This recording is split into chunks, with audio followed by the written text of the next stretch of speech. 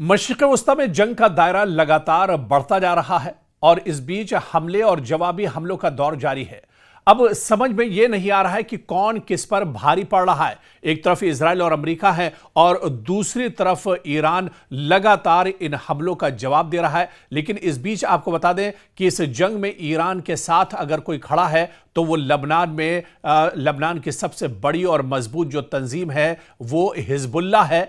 यानी लबनान इस जंग में ईरान के साथ खड़ा है और लबनान की तंजीम हिजबुल्लाह ईरान के साथ पूरी मजबूती के साथ खड़ी है। और इस बीच बड़ी खबर जो इजराइल से आ रही है कि लबनान ने बड़ा अटैक किया है। दरअसल यह अटैक लबनान और ईरान ने मिलकर किया है और ये एक बड़ा हमला बताया जा रहा है क्योंकि लबनान और ईरान ने मिलकर यह हमला किया है। और आपको बता दें कि इजराइल के एलात शहर पर यह हमला किया गया है। आपको बताते चलें कि हिजबुल्लाह लगातार रॉकेट के जरिए से हमले करता है, जबकि ईरान की तरफ से मिसाइल और ड्रोन के जरिए हमले किए जा रहे हैं। जो हालिया जो हमला हुआ है, जो इस वक्त अब से थोड़ी देर पहले जो बड़ा हमला इजराइल पर हुआ है, वो दरअसल लबनान और ईरान ने मिलकर किया है। यानी लबनान और ईरान का ये मुश्तरका हमला है जो इजराइल पर किया गया है। इजराइल का जो सेंट्रल इलाका है वहां पर यह हमला हुआ है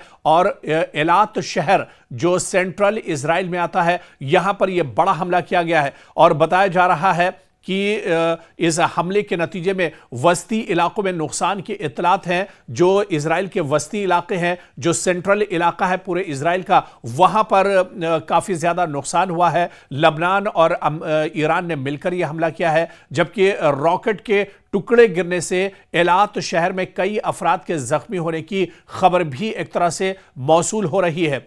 तो इस बीच लगातार जंग का दायरा बढ़ता जा रहा है और इस जंग के बीच ईरान लगातार इजराइल और अमेरिका को जवाब दे रहा है। लेकिन इस जंग में अगर ईरान के साथ कोई खुलकर खड़ा है या ईरान का पूरा साथ कोई दे रहा है तो वो लबनान है। और लबनान में जो बड़ी एक तंजीम है हिजबुल्लाह, वो लगातार ईरान के साथ इस जंग में शामिल है और इस जंग को दरअसल आगे बढ़ा रही है। और आपको बताते चलें क्योंकि लबनान का जो मशरिक़ी इलाका है यहाँ पर लगातार इजराइल की तरफ से हमले किए जा रहे हैं और इसी के जवाब में हिजबुल्लाह लगातार इजराइल पर भी अटैक कर रहा है। तो ऐसे में हिजबुल्लाह इस जंग में दरअसल पूरी तरह से खुलकर सामने आया है। और जिस तरह से माना जा रहा था कि जब ईरान के साथ अमेरिका या इजराइल की जंग होगी तो उसमें कई ऐसे ग्रुप हैं जो निकलकर एक तरह से सामने आएंगे, लेकिन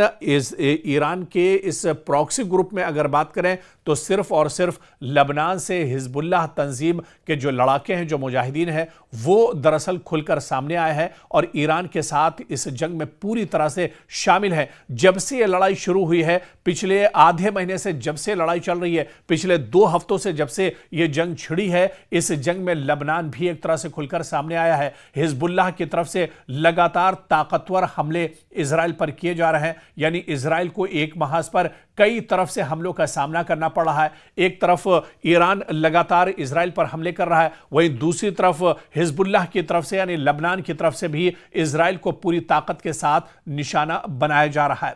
दरअसल हिजबुल्लाह लबनान की एक बहुत बड़ी ताकत है, सियासी और मुसल्लह तंजीम है जो 1980 की दहाई में बनी थी।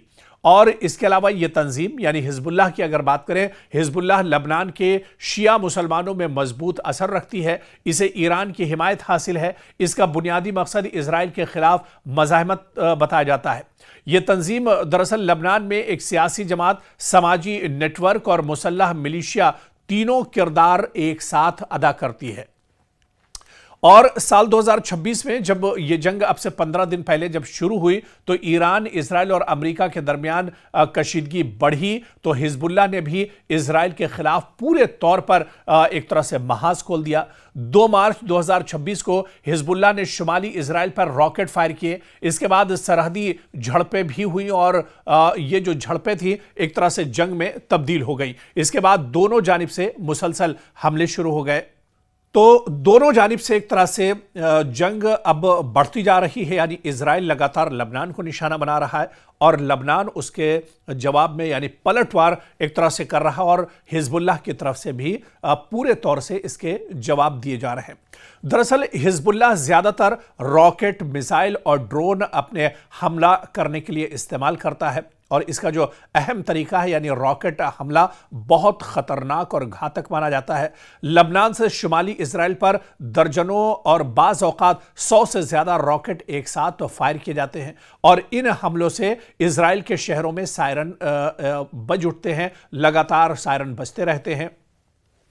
एक बड़े हमले में तकरीबन 100 रॉकेट एक साथ शुमाली इजराइल पर हिजबुल्लाह ने दागे। दरअसल हिजबुल्लाह की ये जो पूरी पॉलिसी हमला करने की बिल्कुल अलग है, क्योंकि हिजबुल्लाह दरअसल इंटरसेप्ट से बचने के लिए या फिर जो दिफाई निज़ाम है उससे बचने के लिए उसके रॉकेट एक साथ कई रॉकेट हिजबुल्लाह की तरफ से दागे जाते हैं ताकि इन सब रॉकेट को इंटरसेप्ट ना किया जा सके।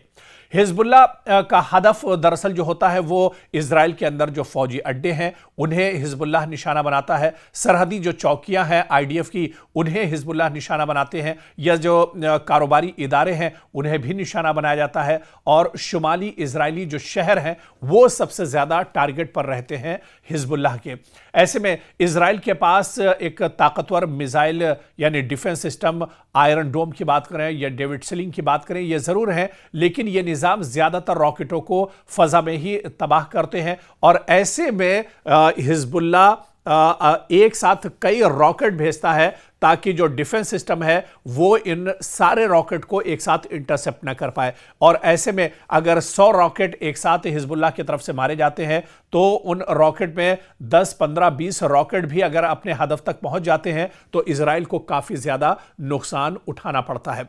और ऐसे में आप देखिए कि एलात शहर पर जो हमला रॉकेटों के जरिए लबनान की तरफ से किया गया, हिजबुल्लाह की तरफ से किया गया, इनमें दरअसल कई रॉकेट एक साथ फायर किए गए थे, जिनमें से 2 या 3 रॉकेट दरअसल गिरे हैं और इसमें आईडीएफ को काफी ज्यादा नुकसान पहुंचा है, इजराइल को काफी ज्यादा नुकसान पहुंचा है। इजराइल के एक एयरपोर्ट यानी बिन गोरियन एयरपोर्ट पर भी तबाही की खबर आ रही है। और इसके अलावा अगर अभी तक जब से जंग शुरू हुई है, इस जंग में क्योंकि ईरान भी लगातार अटैक कर रहा है और लबनान भी लगातार इजराइल पर अटैक कर रहा है, इस वजह से इजराइल को काफी ज्यादा तबाही का नुकसान एक तरह से हो रहा है और तबाही का सामना करना पड़ रहा है। दरअसल आपको याद होगा जिस तरह से सोशल मीडिया में भी खबरें गश्त कर रही है, बल्कि सोशल मीडिया से हटकर कई बड़े जो पेपर्स हैं, कई बड़े जो चैनल्स हैं, उन्होंने भी अब इस खबर को एक तरह से नश्र किया है कि आखिर इस लड़ाई के जंग, इस नाजुक हालात के दौरान